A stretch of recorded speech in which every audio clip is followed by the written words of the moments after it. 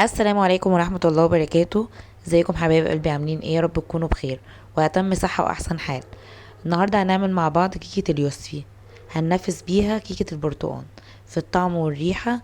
فعلا اليوسفي احسن في الطعم والريحة جدا من البرتقال. هتدوب في البق دوبان. اتحداكوا تطلع من الفرن ما تخلصش من حلاوتها. سموا الله وصلوا على الرسول عليه افضل الصلاة والسلام، ونبدأ مع بعض على طول. بس قبل ما نبدأ مع بعض، لو لسه أول مرة تشوفيني ياريت تشتركي في القناة وتفعلي زرار الجرس على الكل عشان يوصلك مني كل جديد، وما تنسيش اللايك الحلو وتعليق كده. هنبدأ مع بعض. أنا بوريكم الأول بس إن هي دايبة خالص، بس أنا ما استنيتش عليها بصراحة لما تبرد. عملتها وهي سخنة، عيالي ما كانوش مستنيين. ومقاديرها سهلة وبسيطة وفي البيت، وتخلص معاكي في 10 دقايق. هنبدأ مع بعض إن أنا قطعت اليوسفي. عشان تشيلي منه البذر بتقطعيه نصين وتبتدي تشيلي منه البذر عادي. وجبت معايا برضو قشرة يوسفية واحدة، وهتجيبيها تحت المية وتعمليها بالسكينة عشان الابيض اللي فيها ده بيمرر، فبتشيلي الابيض اللي عليها ده كله.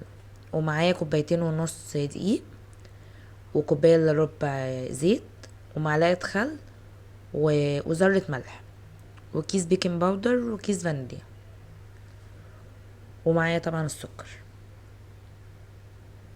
ونبدأ مع بعض كده نجيب الخلاط بتاعنا.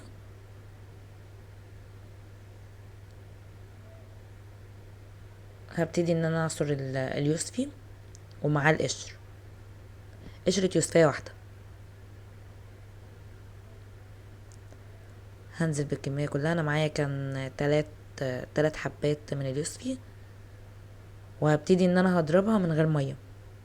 الاول هتحسي ان هي مش هتتضرب، بس لا، شغلي عليها الخلاط مرة واتنين هتلاقيها اتضربت لوحدها من غير المية.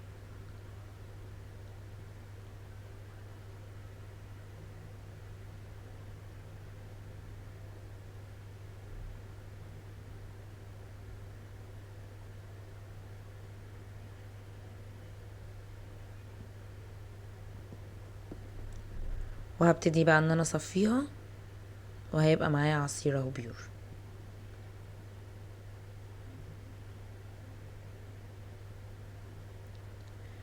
هنزل بقى في الخلاط بمعلقة خل، وعليها كوباية الزيت، كوباية الا ربع.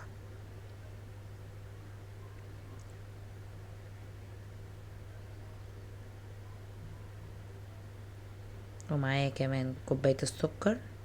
انا حطيت كوباية وربع. وكده هتبقى مظبوطة قوي معاك.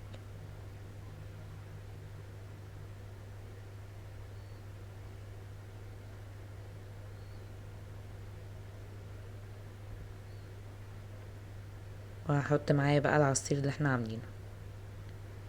هنا ده مقدار كوباية.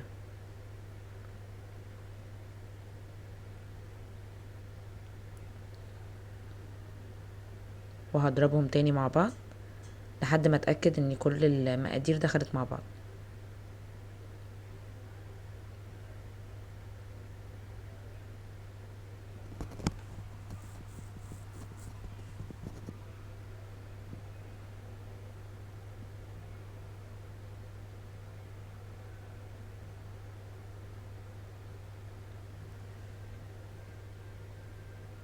بفضل افتح الخلاط عليها واقفله، افتح واقفله لحد ما تدخل مع بعض كويس.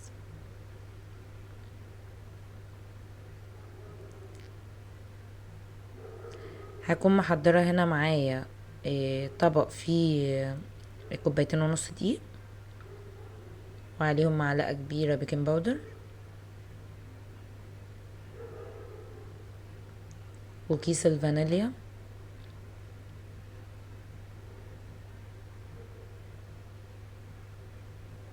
وحبة صغيرين قوي من الملح على طرف المعلقة كده. وهبتدي ان انا اقلب المواد الجافة دي مع بعض لحد برضو ما كلهم يختلطوا ببعض.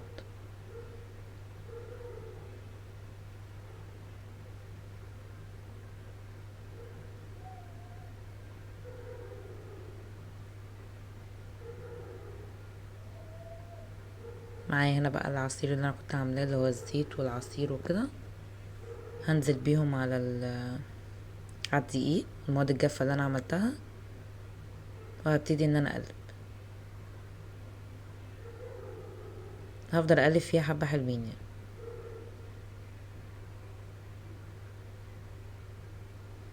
بس هنا انا كنت نسيت احط معاكو معلقة نشا، حطيتها وابتديت ان انا اقلب تاني. وكنت جايبة معايا صينية، حاطة فيها مبطناها بس برشة زيت وشوية دقيق صغيرين، ونزلت بالخليط. وتبتدي ان انتي تضربيه كده مرتين على الرخامة، عشان بس تطلع الهواء اللي فيها. وهنا كانت طلعت معايا كيكة بجد طعمها تحفة. انا عيالي ما استنوش بصراحة ان هي تبرد شوية، اكلوا منها وهي سخنة.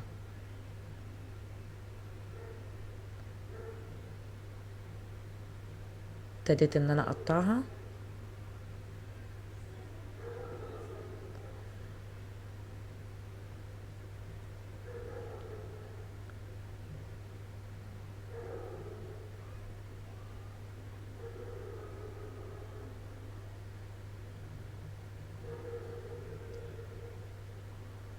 انا بوريكي هنا ان هي هشة ازاي،